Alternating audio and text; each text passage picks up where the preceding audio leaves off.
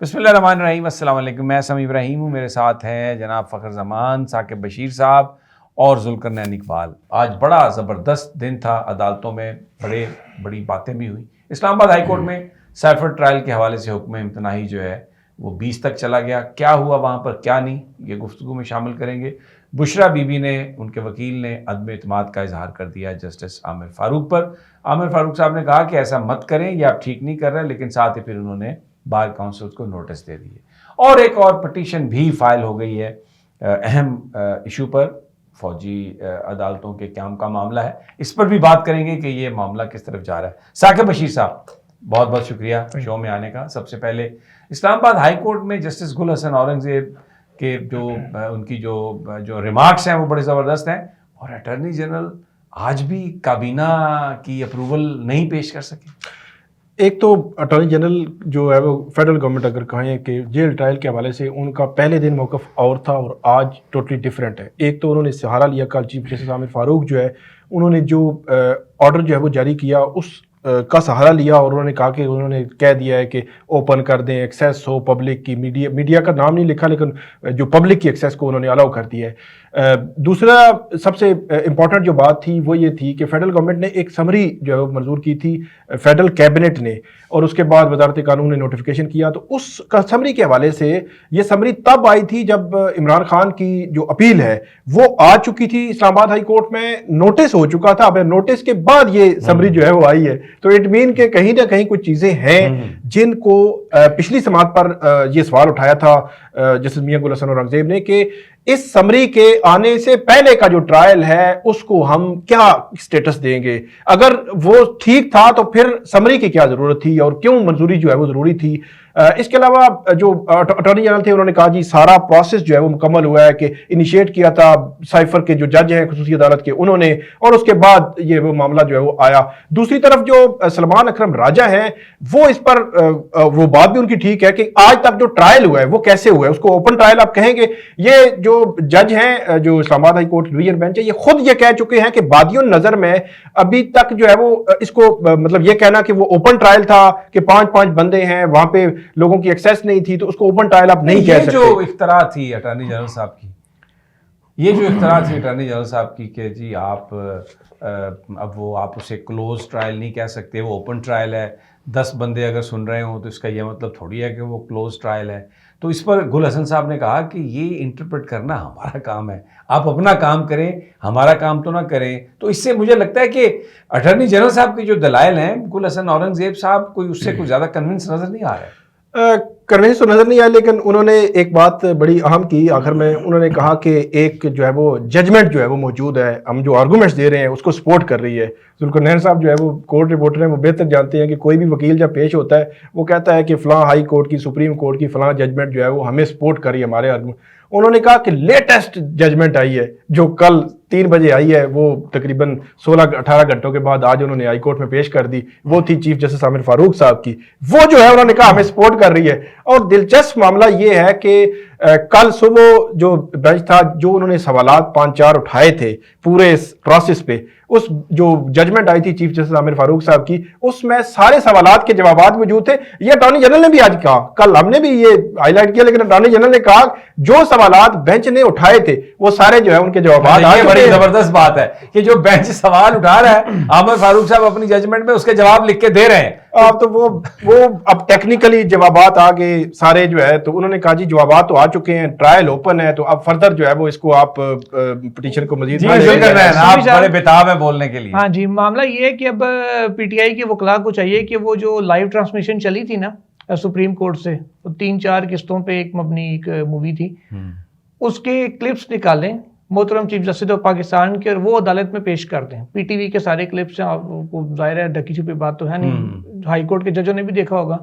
और जिसमें बार बार चीफ साहब ये कहते हैं कि छोड़ देना अदालती फैसलों को, आइन में कहीं लिखा तो बताएं, कानून में कहीं लिखा तो बताएं, अगर नहीं मानता अदालती फैसलों का मैं पाबंद नहीं हूँ तो वो जरा क्लिप इनको पेश करें और कहें कि जी ये जो फैसला कल आए इसके वो पाबंद नहीं है, वो सिर्फ आइन और कानून के पाबंद है।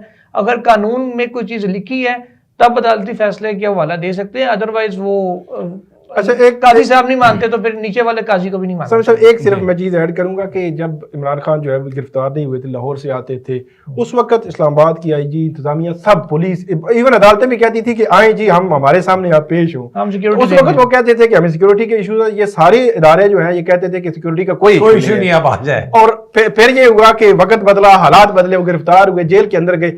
اب ساری جو ہرارکی ہے وہ یہ کہتی ہے نہیں نہیں جیل سے باہر نہیں نکالنا ان کو جیل کے اندر ہی رکھنا ہے. ان کو سیکورٹی کا جو ایشو ہے میاں گل صاحب نے آج یہ کہا کہ آپ نے جس پٹیشنر کے حوالے سے آپ یہ کہہ رہے ہیں سیکورٹی کنسرن ہے تو وہ لاہور سے آنا چاہتے تھے اسلام آباد ہائی کورٹ. انہوں نے یہاں ہمارے یہاں پٹیشن فائل کی میں نے خود سنی. انہوں نے کہا جی ہمیں تو سیکورٹی دیں تو آپ سیکورٹی اس وقت دے نہیں رہے تھے تو آپ آج کہہ رہے ہیں سیکورٹی کنسرن ہے. تو یہ بھی ایک دلچسپ جو ہے وہ بات ہوئی آج. فخر what do you say؟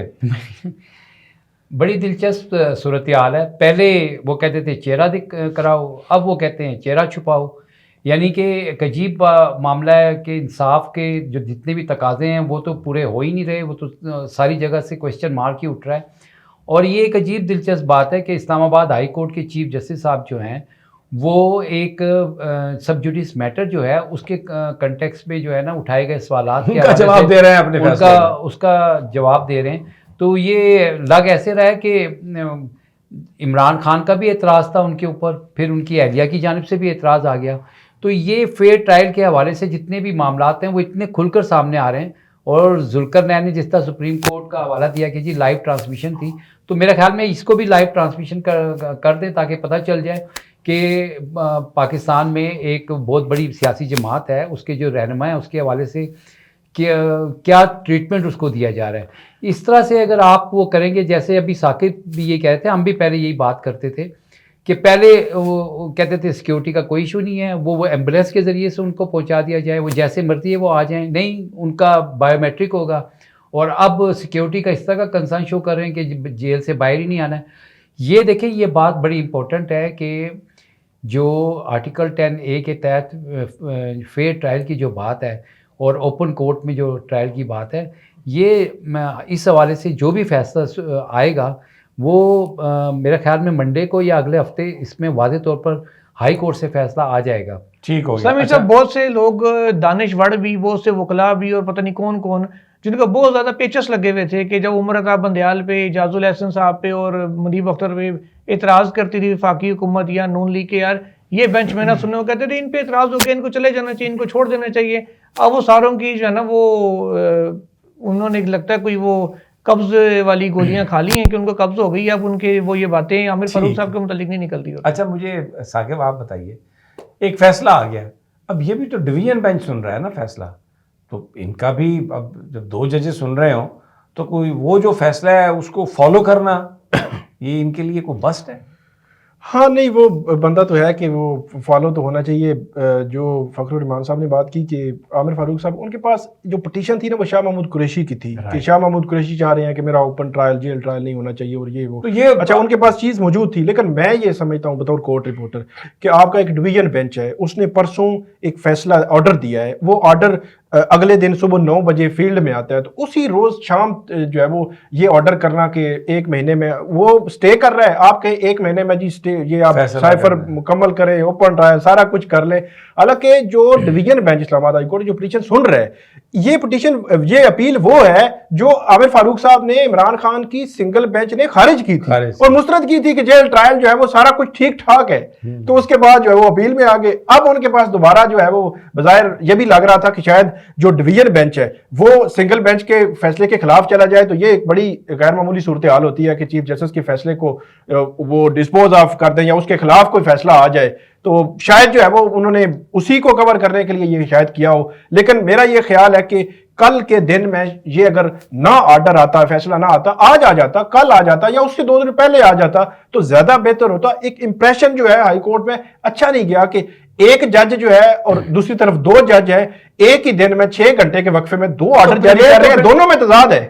لیکن پرویل تو 2 جج کریں گے نا. ڈیفینیٹلی 2 ججز کا جو آرڈر ہے, آج جو اٹارنی جنرل کو انہوں نے کہا کہ آپ نے جو سنگل بینچ کو سیٹسفائی کیا وہ ہمیں بھی سیٹسفائی کریں, ہمیں بھی سیٹسفائی کریں, ہمیں بتائیں. یہ سبھی یہ عدالتی پروسیس سے زیادہ نا ایسا لگتا ہے کوئی شطرنج چل رہا ہے کہ ادھر سے جو ہے نا یہ گوٹی آگے ہوگی تو ادھر سے وہ کہتے ہیں ہم یہ چال. ایگزیکٹلی وہی ہو رہا ہے جو الیکشن کیس میں نہیں ہوا تھا, کبھی ایک جج نوٹ رپورٹ لکھ رہا ہے, اس کے بعد ادھر سے جواب آ رہا ہے, پھر ادھر سے جواب آ رہا ہے, پھر ادھر سے جواب آ رہا ہے. تو ابھی وہی سلسلہ ہو رہا ہے کہ جی ادھر سے آرڈر آتا ہے, یہاں سے وہ پھر سسپینڈ ہو جاتا ہے, پھر آپریشن ٹرائل روکا جاتا ہے, پھر ادھر سے یہ آ رہا ہے, آپ دیکھیں ادھر سے کون سا سانپ نکلتا ہے. اچھا جی, اب آ جائیں اس پہ عدم اعتماد. تو فیصلے بھی موجود ہیں. منصور علی شاہ صاحب نے بھی ریکیوز کیا تھا, اعجاز الاحسن صاحب نے ریکیوز کر لیا تھا جب قاضی فائز صاحب, سردار طارق صاحب نے کیا, سردار طارق صاحب نے بھی کیا تھا. لیکن مجھے نہیں لگتا خواجہ عامر فاروق صاحب کا ایسا موڈ ہے, انہوں نے بار کونسلز کو بھیج دیے نوٹس کہ آپ آئیں اور میری تعریف کریں. اور یہ تو سارے آپ کو پتہ ہے کون سا گروپ ہے, احسن بھون, اعظم تارڑ ہمارے دوست ہیں, لیکن یہ تو گروپ وہ ہے جو عمران خان کو شاید ان کے بس میں ہو تو پاکستان سے باہر پھینک دیں کہیں لے جا کے. تو وہ بار کونسلر تو یہی کہیں گے آ کہ جناب آپ نے کیا, جی آپ ہی سنیں بس. ثاقب جی جی بالکل, یہ جو ویسے تو جو لا ہے وہ یہی ہے کہ کسی جج پر اگر کوئی اس قسم کا اعتراض آتا ہے تو اگر تو اعتراض بہت ہی ویلڈ قسم کا ہو تو پھر تو ٹھیک ہے کہ وہ جج فوری طور پر اس کو الگ ہو جانا چاہیے, لیکن اس کی بہرحال ڈسکریشن جو ہے وہ موجود ہے. عمومی طور پر ہم نے دیکھا ہے, جس طرح ذوالقرنین یہ بتا رہے ہیں کہ سپریم کورٹ میں اگر آبجیکشنز آئے یہ ملٹری کورٹس والے کیسز میں, تو جیسے جیسے آبجیکشنز آئے, بلکہ منصور علی شاہ صاحب نے تو خود کہا تھا کہ میری ایک ریلیٹو کا ہے تو آپ کو کوئی آبجیکشن ہے تو مجھے بتا دیں, تو جب جیسے ہی انہوں نے بتایا تو وہ بینچ سے پہلے انہوں نے کہا نہیں تو چلتے رہے, بعد گورنمنٹ نے میں کہا جی اعتراض نہیں ہے. جی بالکل, گورنمنٹ نے پہلے کہا اعتراض نہیں ہے, پھر حالانکہ جب دوسری دفعہ گورنمنٹ نے اعتراض کیا تو وہ کہہ سکتے تھے کہ آپ کو پہلے کہا تھا تو اس لیے اب نہیں یہ ایسا ہوگا, لیکن پھر بھی وہ الگ ہو گئے. تو یہاں پہ بھی جو پچھلے ہم نے تقریباً 5-6 ماہ میں دیکھا ہے کہ عمران خان کے کیسز جو ہے وہ آلموسٹ جو سنگل بینچ کے ہیں وہ تقریباً آپ یہ کہہ سکتے ہیں کہ 90-95% جو ہے وہ ایک ہی بینچ, جو سنگل بینچ ہے چیف جسٹس عامر فاروق صاحب, ان کے ہی بینچ میں لگتے ہیں اور ایک ہی طرح کے فیصلے آئے. جو بھائی آپ کو نہیں لگتا کہ عامر فاروق صاحب نے کو ضد بنا لی ہے کہ ان کے سارے کیس میں نہیں سننے؟ ہاں میں یہ تو نہیں کہہ سکتا, بہرحال یہ ہے کہ عامر فاروق صاحب سن رہے ہیں اور نہیں یہاں پہ میں عامر فاروق صاحب آپ کو میں بات بتاؤں. دیکھیں کہ اس پورے مقدمے میں جو سب سے امپورٹنٹ بات ہے اور جو بالکل ویلڈ پوائنٹ ہے کہ چیف جسٹس اسلام آباد ہائی کورٹ نے ایک گرفتاری کو قانونی ڈکلیئر کیا, وہ عمران خان کی گرفتاری تھی, اور اس میں سپریم کورٹ نے اس کو غیر قانونی ڈکلیئر کیا اور باقاعدہ ہیئرنگ ہوئی اور بتا دیا سارا کچھ. ٹھیک ہو اس کے بعد جو اتنی بائس اور جو شو کی جا رہی ہے ان کی طرف سے, اس کو سامنے رکھتے ہوئے تو انصاف کے تقاضے یہی ہیں کہ آپ پہ اعتراض آیا آپ سائڈ پہ ہو جائیں, لیکن وہ ضد میں بنا رہے ہیں. ٹھیک ہو گیا. اچھا جی, اب آ جائیے یہ جو فوجی عدالتوں کا قیام ہے. سمیع صاحب 2 پٹیشنیں دائر ہوئی ہیں. ایک ہوئی ہے شہداء فاؤنڈیشن کی جانب سے. یہ شہداء فاؤنڈیشن ہوا ہے وہ جو جمال رئیسانی بلوچستان کے وزیر ہیں ان کی جانب سے جو ایک پریس کانفرنس بھی اسلام آباد میں کروائی گئی تھی, ان کی جانب سے یہ دائر کی گئی, جس میں کہا گیا کہ جو 5 سپری بینچ کا فیصلہ ہے وہ پٹیشنیں ناقابل سماعت تھیں, ان کو آؤٹ آف دا وے جا کے سنا گیا اور ریلیف دیا گیا. کافی سارے کچھ قانونی حوالے بھی دیے ہیں, لیکن اطلاعات آ رہی ہیں کہ یہ جو درخواست داری ہوئی تھی اس کے اوپر رجسٹرار آفس کو اعتراضات کی جانب جا رہا ہے کیونکہ یہ متعلقہ یہ فریق نہیں تھے مین کیس میں, اس وجہ سے.